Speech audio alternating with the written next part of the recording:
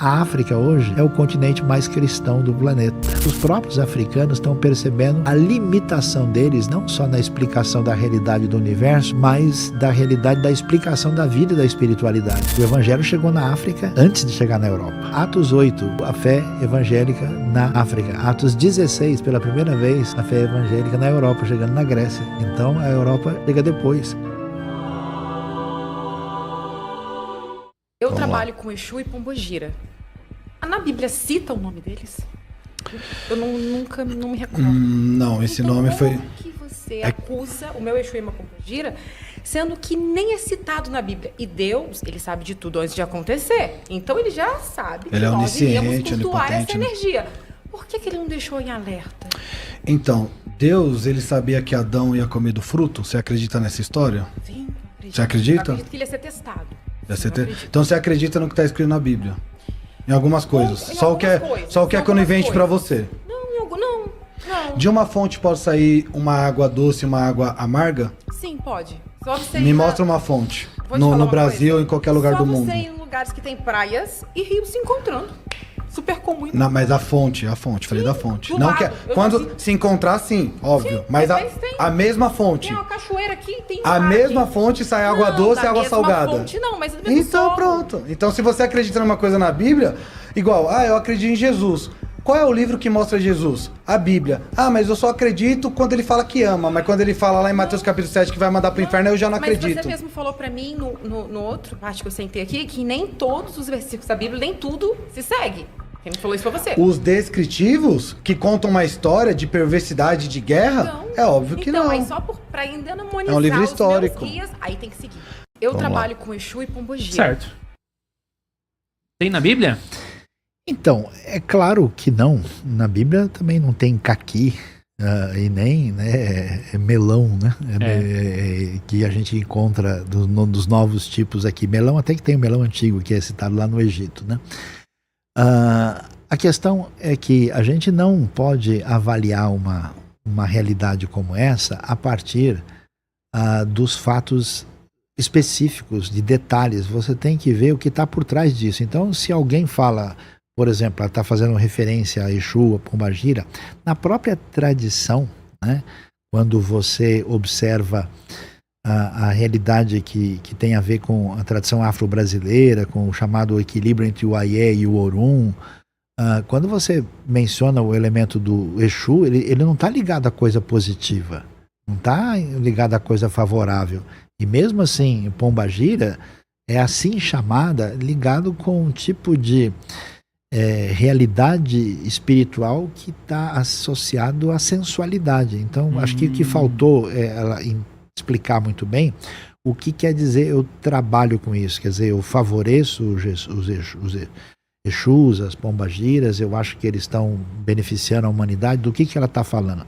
Porque você vai encontrar em tudo quanto é lugar no mundo efeitos semelhantes chamados de nomes diferentes. Então eu tenho que analisar uma situação, se essa proposta aqui apresentada ela é compatível com algum tipo de benefício que envolve a realidade espiritual, do jeito que, acho que até a própria tradição deles vai dizer, esses elementos não são nada favoráveis. Se a pessoa argumentasse até dizendo assim, olha, eu acho que esse orixá aqui, ele é do bem, então ele está ligado a coisas que a gente pode associar com Jesus, que foi o caminho que favoreceu o sincretismo, né? Mas, de novo, qual é a questão? Quando você olha para essas realidades, você vai perceber que uma parte delas é questionada já internamente. E aquilo que é apresentado como referência para as pessoas seguirem, isso aqui é suficiente, né? Eu gosto de lembrar da postura do grande filósofo Henri Bergson, né? Um filósofo judeu francês, que quando ele avaliou a realidade da fé cristã, ele diz, olha, é o pensamento mais completo que dá conta de toda a realidade que diz respeito à caminhada do ser humano na busca de espiritualidade e caminhada de fé. Então, ainda que a gente considere, né, tenha respeito e discorde de uma série de elementos, é muito difícil imaginar que toda a complexidade, a amplitude que envolve o mundo judaico-cristão com a proposta bíblica seja insuficiente para as questões espirituais quando a gente compara com grupos assim. Tanto é que, olha que coisa curiosa, a África hoje é o continente mais cristão do planeta.